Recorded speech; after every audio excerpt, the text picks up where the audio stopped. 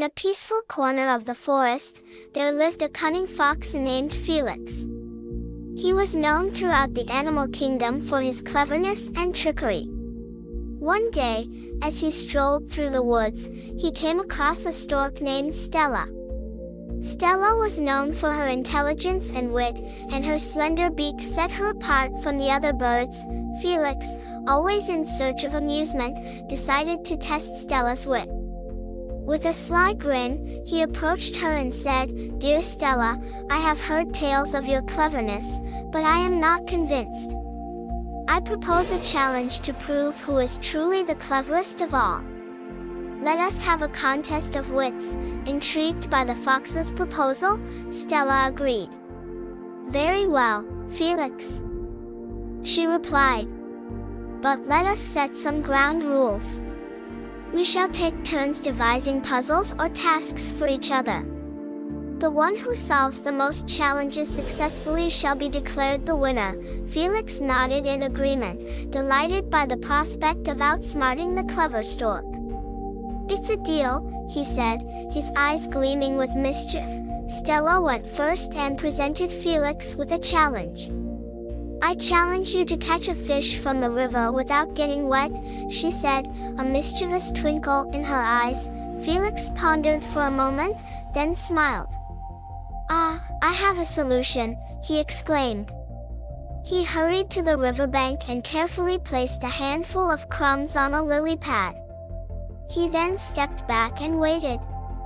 Soon enough, a curious fish swam up to investigate the crumbs, and with a swift pounce, Felix caught the fish with his nimble paws. Stella, impressed by Felix's cleverness, acknowledged his victory in the first challenge.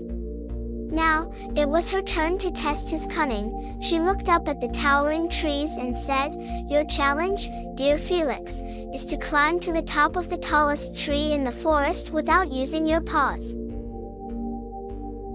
Felix's whiskers twitched with excitement. He circled the tree, studying it from every angle. Suddenly, an idea struck him.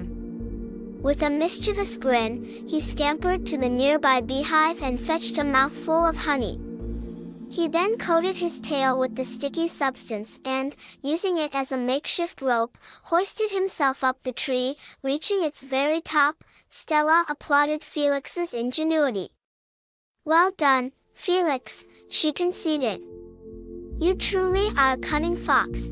The contests continued, each presenting new challenges that tested their wit and creativity.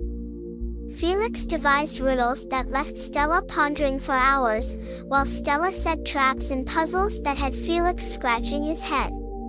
The forest became a battleground of cunning and cleverness.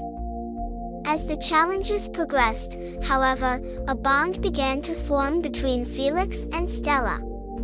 They admired each other's intelligence and respected the unique qualities they brought to the competition. Despite their rivalry, a mutual admiration blossomed beneath the surface. One day, it was Stella's turn to present a challenge. She looked at Felix and said, "I have a task that requires your cunning, dear Felix. Can you retrieve a delicious meal from deep inside a narrow-necked jar?" Felix's eyes gleamed with excitement. He knew this was a challenge that required not only intelligence but also patience. He approached the jar, analyzing its shape and size. After a moment of contemplation, he gathered a handful of pebbles and dropped them one by one into the jar.